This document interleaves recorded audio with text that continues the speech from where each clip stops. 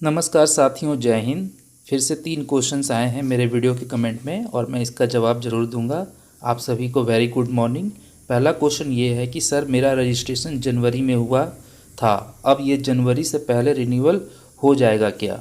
अगर आपका जनवरी में रजिस्ट्रेशन हुआ है, ठीक है, और रजिस्ट्रेशन आप चाहते हैं कि रिन्यूअल हो या ना हो, तो इसके संबंध में मैं आपको पूरी जानकारी दूंगा। बस आपसे ये रिक्वेस्ट है कि प्लीज़ चैनल को सब्सक्राइब कर ले और बेल आइकन भी प्रेस कर ले, ताकि इस तरह की नोटिफिकेशन आए तो आपको मिलती रहे और आप क्वेश्चन पूछते रहें। और आपके एक सब्सक्रिप्शन से मुझे काफ़ी खुशी मिलती है, काफ़ी मोटिवेशन मिलता है और काफ़ी मेहनत करने में मन भी लगती है।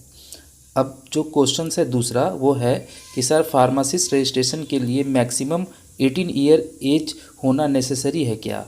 इसका जवाब भी मैं दूंगा, बिल्कुल। और तीसरा क्वेश्चन है, प्लीज़ रजिस्ट्रेशन के लिए कौन सा डॉक्यूमेंट लगता है वो बताएं।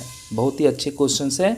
चलिए शुरुआत करते हैं पहले क्वेश्चन से कि अगर जनवरी में आपका रजिस्ट्रेशन हुआ है, यानी कि जनवरी 2025 में, तब आपका जो लाइसेंस है या रजिस्ट्रेशन की वैलिडिटी है वो 31 दिसंबर 2025 तक होगी।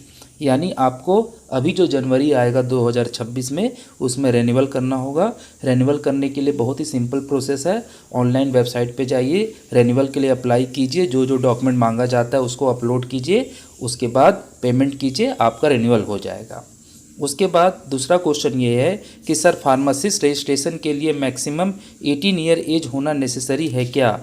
बिल्कुल, ये एज ज़रूरी है, क्योंकि 18 से अगर आप नीचे रहते हैं तो आप माइनर कहलाएंगे और माइनर किसी भी हालत में फार्मासिस्ट का रजिस्ट्रेशन लेने के लिए कैपेबल नहीं होते हैं। इसीलिए आपका जो एज होना चाहिए मिनिमम 18 ईयर्स होना चाहिए। और तीसरा क्वेश्चन ये है कि प्लीज़ रजिस्ट्रेशन के लिए कौन सा डॉक्यूमेंट लगता है वो बताएं।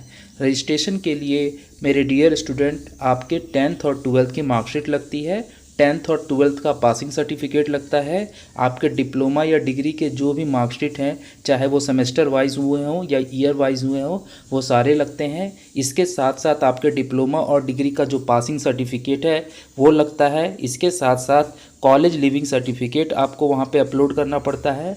इसके साथ साथ एक एफिडेविट भी अपलोड करना पड़ता है, जो काउंसिल, अलग अलग काउंसिल का अपना अपना फॉर्मेट है एफिडेविट का।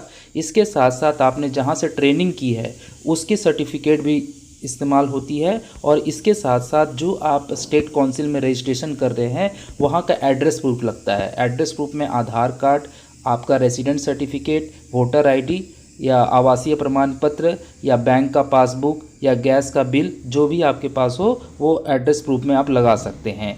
और ये सारे डॉक्यूमेंट जब अपलोड करेंगे तो आपसे फ़ोटो मांगा जाएगा, ईमेल आईडी मांगी जाएगी, आपका मोबाइल नंबर होना चाहिए। ये सारे जब आपके पास होंगे तो आपका जो रजिस्ट्रेशन का है प्रोसेस आगे बढ़ेगा। आपको पेमेंट करना पड़ेगा। पेमेंट होने के बाद सक्सेसफुली जब वो सबमिट हो जाएगा तो 1 महीने का उसका टाइम रहता है। 7 दिन के अंदर आपका सारा डॉक्यूमेंट का वेरिफिकेशन चालू होगा।